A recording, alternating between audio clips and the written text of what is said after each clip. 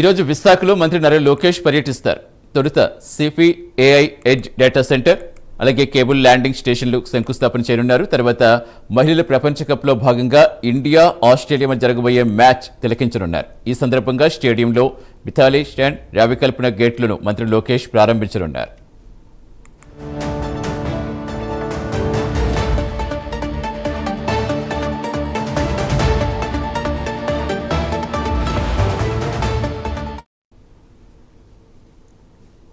పూర్తి సమాచారం ఇచ్చేందుకు మా deputy input editor Vasu Jain అవుతున్నారు. Good morning Vasu. నారా లోకేష్ ఏ టైంకి విశాఖ చేరుకోబోతున్నారు? ఇంకా షెడ్యూల్ ఏ విధంగా ఉండబోతుంది? Very good morning.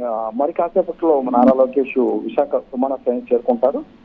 చేరుకున్న అనంతరం నేరుగా కూడా రుషికొండలో ఏర్పాటు చేసినటువంటి ప్రధానంగా ఐటీ శాఖ మంత్రిగా ఆయన ఐటీ శాఖ బాధ్యత చేపట్టాక విశాఖలో ఐటీ సంస్థలు క్యూ కొడుతున్నాయని చెప్పొచ్చు.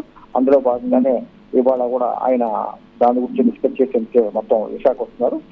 9-8 గంటలకు రుషికొండ ఐటీ పార్క్ లో పిక్ నెంబర్ లో మొత్తం 3 నెంబర్లు ఏర్పాటు చేసినటువంటి సిటీ డేటా సెంటర్ ను నిర్మాణానికి శంకుస్థాపన చేస్తారు.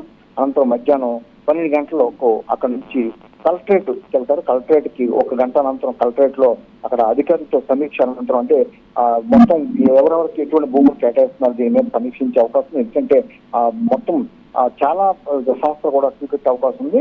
డేటా సెంటర్లు అయితేనే లేకపోతే మొత్తం వరల్డ్ వైజ్ చాలా ఫేమస్ చాలా పేరుతో పెద్ద పెద్ద సంస్థలు కూడా గూగుల్ వంటి సంస్థ కూడా విశాఖ స్వీకరిస్తున్నాయి. ఈ నేపథ్యంలో దానికి సంబంధించి చాలా మంది కూడా భూములు అడిగే పరిస్థితి కనిపిస్తుంది. దీనికోసం డిస్కస్ చేసే అవకాశం ఉంది.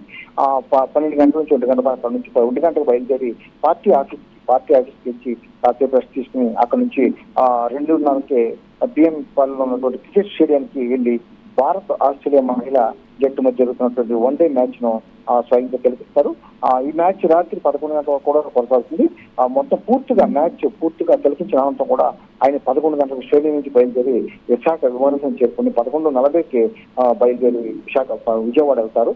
మొత్తానికి నారా లోకేష్ ప్రధానంగా ఎక్కువగా విశాఖ విజిట్ చేయడం కూడా కారణం ఐటీ సంబంధించినటువంటి సంస్థలు చాలా కొడుతున్నాయి. చాలా మంది కూడా విశాఖ వచ్చేందుకు కూడా చిన్న చితక సంస్థలతో పాటు భారీ ప్రపంచంలోని పేరున్నటువంటి సంస్థలు వస్తున్నాయి. వాళ్ళందరూ కూడా భూములు ఏ విధంగా కేటాయించాలి అందరూ కూడా ఆహ్వానించే పరిస్థితి అనిపిస్తుంది.